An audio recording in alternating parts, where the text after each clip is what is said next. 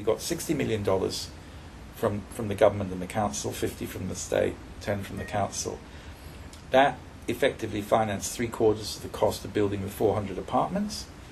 The rest of the money came from the bank, and we then had enough money in the form of rent once the buildings were constructed to pay not only the debt back gradually over time, but also the operating costs and our overheads. Well, obviously there was no money to begin with. The business was started on, I think, $30,000, which was made up of quite a lot of loans from the members themselves,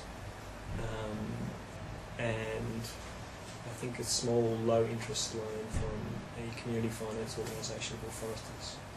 Yeah, or someone loaned and carried a massive loan for us. Yes, that's a huge business. You can't just only a few $100s. The cafe, the nursery and the market essentially support themselves purely from their customer bases. The education programs have been able to attract government funding and grants. 75% of our total annual income is self-generated through our enterprises, and the other 25% is grant funding.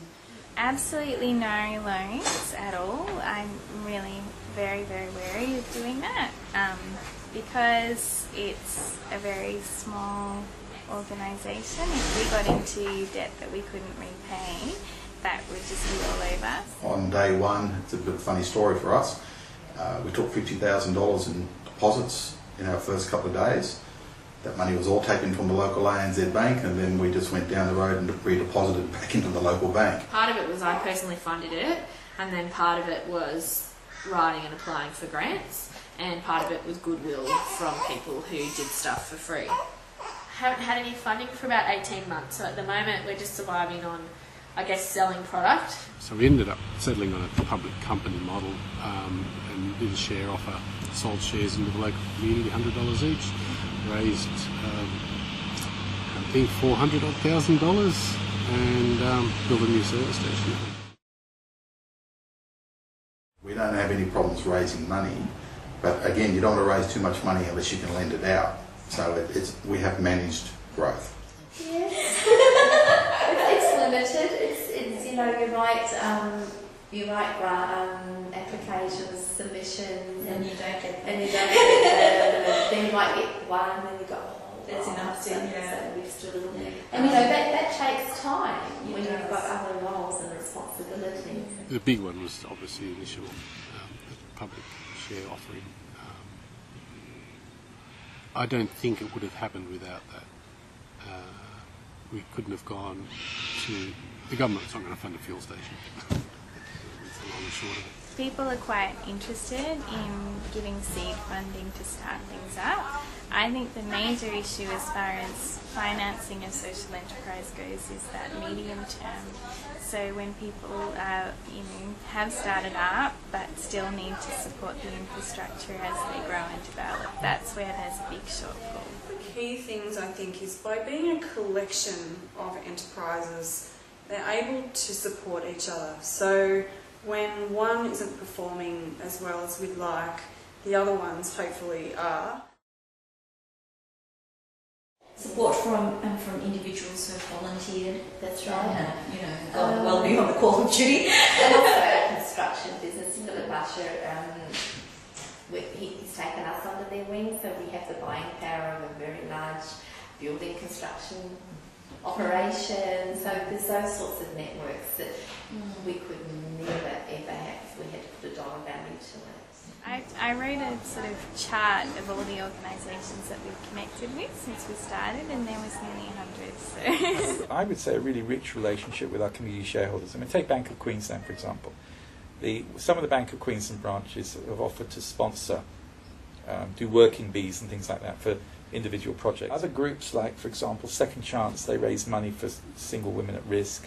They've supported a number of our clients. And a favour done to a tenant is a favour done to us. I do kind of have this team of people that help us when we do events and make stuff happen. And I couldn't do a lot of stuff without those.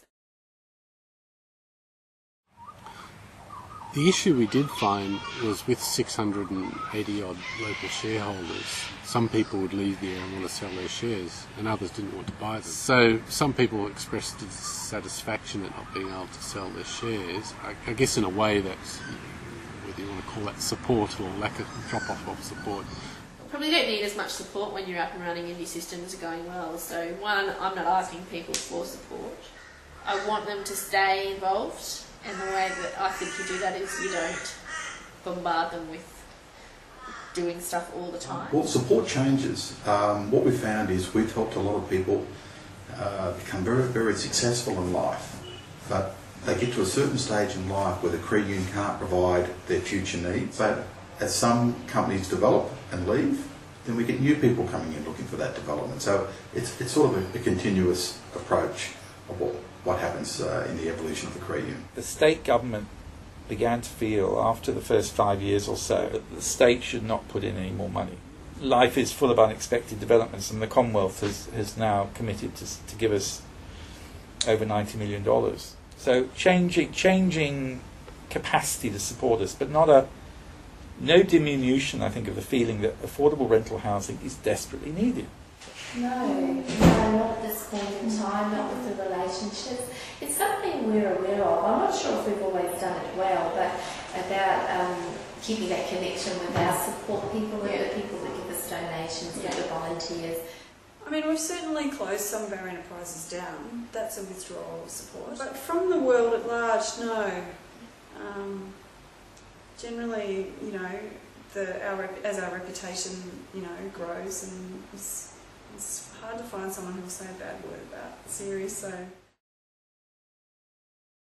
It's hard to say how important it is, but we've done a lot, and it seems to have helped.